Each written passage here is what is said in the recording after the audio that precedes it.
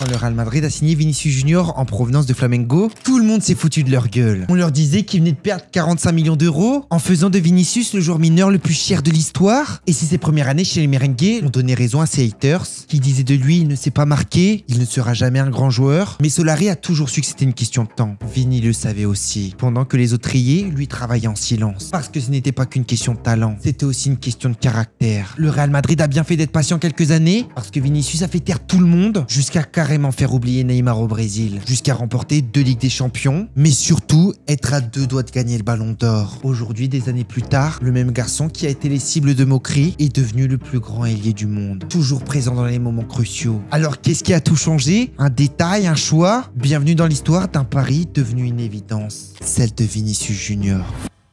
Vinicius, c'est un baby boomer parce qu'il vient des années 2000. Plus précisément, il est né le 12 juillet 2000 dans la ville de São Gonçalo, une petite ville dans l'état de Rio de Janeiro, à do Brasil. Forcément, comme la plupart des Brésiliens, sa relation avec le football, elle a commencé très tôt, notamment dans les rues pauvres des quartiers de sa ville. Dès ses 6 ans, il s'inscrit dans un club de football. Il faut savoir que ce club était affilié au club professionnel de Flamengo. Il faut savoir qu'il n'a pas commencé en tant qu'attaquant. Son premier poste, c'était arrière gauche. Sauf que ses entraîneurs, ils ont rapidement compris que le gamin avait des sacrées qualités pour l'attaque. Donc ils lui ont dit avance encore un peu, maintenant t'es ailier gauche. Ses qualités techniques étaient impressionnantes. Vinicius était tellement amoureux du ballon rond qu'il jouait dans 2 équipes. Il jouait dans la section de football de Flamengo qui eux jouaient en extérieur, mais aussi il jouait dans le club de São Gonçalo qui eux jouaient en futsal. Comme ça il pouvait améliorer sa technique. À ce moment il était dans la catégorie moins de 11. Ça a été une étape charnière dans sa carrière parce qu'il s'entraînait dans le centre d'entraînement de Ninho do Urubu, un centre d'entraînement qui appartenait à Flamengo. Sauf que le problème c'est qu'il est situé à 70 km d'où vivait sa famille. Et dire que sa famille était pauvre, c'était dur de remplir la gamelle tous les jours. Alors l'emmener au centre d'entraînement tous les jours, avec des transports privés qui coûtent un peu cher, c'était pas facile. Mais sa famille se battait chaque jour pour que Vinicius réalise son rêve. Parce qu'aussi, il savait sur le long terme, s'il réussissait, il les mettrait à l'abri. C'est un investissement le gamin. Donc chaque fois pour aller au centre d'entraînement, sa mère l'accompagnait jusqu'au bus public, qui l'emmenait jusqu'à la ville de Ninho, l'endroit du centre d'entraînement. Donc sa mère l'attendait plus de 4 heures jusqu'à ce qu'il termine l'entraînement et revienne. Pendant ce temps, son père partait à Sao Paulo pour travailler et subvenir aux besoins de sa famille. Mais comme vous vous doutez, il avait un petit salaire. Donc chaque jour, ses parents sacrifiaient pour que Vinicius réalise son rêve. Comme l'avait dit son père, j'ai vu un talent et quelque chose de très beau chez mon fils. Vinicius est doué pour le football et toute sa famille a misé tous ses espoirs sur cet enfant. Donc comme on le voit, Vinicius avait un vrai pourquoi de réussir, sortir sa famille de la misère. En 2010, quand Vinicius avait 10 ans, il réussit déjà à intégrer le prestigieux club de Flamengo où il épate tous ses entraîneurs avec ses qualités techniques. 5 ans plus tard, en 2015, il soulève la coupe du tournoi, la Copa Paulista, qui est l'un des tournois U15 les plus réputés du Brésil. Puis il remporte le titre de champion de l'état de Rio avec l'équipe U17. Il a également été l'un des meilleurs joueurs de la Coupe São Paulo Junior, qui est tout simplement la plus grande compétition de football U20. Donc forcément avec des performances pareilles, les grands clubs européens ne pouvaient pas le louper. Parce qu'ils ont des recruteurs partout. Le premier club qui était intéressé par le jeune Brésilien n'était rien d'autre que le FC Barcelone. En 2017, Vinicius rejoint la sélection jeune du Brésil. Cette même année-là, il jouera avec l'équipe première de Flamengo pour la toute première fois. Et la direction du club avait signé avec lui son premier contrat professionnel alors qu'il n'avait que 16 ans. Son premier match professionnel est face à l'Atlético Mineiro. Malheureusement, il n'a joué que 8 minutes, donc on n'a pas pu profiter de son talent. Mais ce jour-là, il a réalisé 2 rêves. Déjà, jouer ses premières minutes professionnelles, mais en plus, il a joué contre son idole, qui n'était rien d'autre que Robinho, qui jouait à l'Atlético Mineiro. Et à la fin, ils sont tous les deux échangés leur t-shirt. 2 jours après ce match, Flamengo a sécurisé son jeune talent, où ils l'ont prolongé, mais surtout ont mis une clause libératoire entre 30 à 45 millions d'euros. Ils savaient ce qu'ils faisaient. Parce que pile au moment où ils prolongent, toquent à leur porte le FC Barcelone et le Real Madrid, qui voulaient forcément le signer. Et une semaine après sa prolongation, le Real Madrid réussit à acheter Vinicius en 2017, dans une transaction d'une valeur de 45 millions d'euros, faisant de lui le 2e transfert le plus cher de l'histoire pour un Brésilien à cette époque. Devant lui, c'était évidemment Neymar, mais par contre, c'était le joueur mineur le plus cher de l'histoire. Ce qui doit lui mettre quand même une sacrée pression. Parce qu'il faut quand même se mettre dans sa peau. Le gamin avait à peine 17 ans et on mettait 45 millions sur sa petite tête. Il savait qu'il fallait les rentabiliser ces 45 millions. Donc faut être prêt mentalement. Sauf que même si le Real Madrid avait payé, Vinicius ne pouvait pas tout de suite jouer au Real Madrid. Parce que vu qu'il était encore mineur, Au Brésil, il y a une loi à ce moment-là qui interdit les joueurs mineurs brésiliens de jouer hors du Brésil. Donc le Real Madrid devra attendre. Vinicius jouera 2 ans avec le Flamengo où il est devenu un élément essentiel du club grâce à sa technique, sa vitesse, mais surtout sa qualité de jeu. Il est rapidement devenu la star du championnat brésilien. En 2018, il joue pour la première fois dans la Copa Libertadores, qui n'est rien d'autre que la Ligue des champions d'Amérique du Sud. Et il y a un match où il a particulièrement marqué les esprits. C'était face au club équatorien Emelec, où Flamengo menait 1-0. Puis Vinicius est rentré à la 67e minute où il a inscrit 2 buts, faisant de lui le plus jeune buteur de la Copa Libertadores, mais également le plus jeune brésilien à inscrire un doublé dans cette compétition. En juillet 2018, c'est bon, Vinicius a 18 ans. Il peut officiellement jouer avec le Real Madrid, mais avant de quitter le Brésil, il dit en conférence de presse, les larmes aux yeux, j'espère revenir à Flamengo un jour. Le 20 juillet 2018, il est officiellement présenté au Real Madrid, où on lui donne le numéro 28. Quelques jours avant son arrivée dans la capitale espagnole, le Real Madrid venait de vivre un gros bouleversement parce que leur meilleur joueur, le Su, venait de partir, mais également l'entraîneur qui venait de faire gagner à ce club 3 Ligues des Champions d'affilée n'était rien d'autre que Zinedine Zidane, part également, où lui démissionne. Et ce choix a énormément affecté Vinicius, parce que lui, quand il est venu au Real Madrid, il avait dans la tête d'être entraîné par la légende Zinedine Zidane, son idole de toujours, celui qui l'avait fait rêver lors de la Coupe du Monde 2006. Lors de ses premiers entraînements, il s'entraîne avec l'équipe réserve, puis rapidement passe en équipe première, mais ça a vraiment pas été facile. Il joue son premier match seulement le 29 septembre 2018, où il entre à la 87e minute face à l'Atlético de Madrid. Il inscrit son premier but le 3 novembre 2018 face à Valladolid, 10 minutes après son entrée de jeu. Un match qui s'est terminé par une victoire du Real Madrid de 2-0. Malgré ce but, tous les matchs, il était sur le banc. Quant au Real Madrid, c'est très dur de t'imposer. Forcément, il est dans la meilleure équipe du monde. Il allait pas s'imposer comme ça. Quand face à toi, t'as des joueurs comme Benzema, Bale, et j'en passe. Hendrick en fait les frais actuellement. Il sait ce que c'est, chauffer le banc toute la saison. Mais il apprend aussi à côté des meilleurs à l'entraînement. Lors de la saison 2018-2019, il fait de très bonnes performances, où il marque 5 buts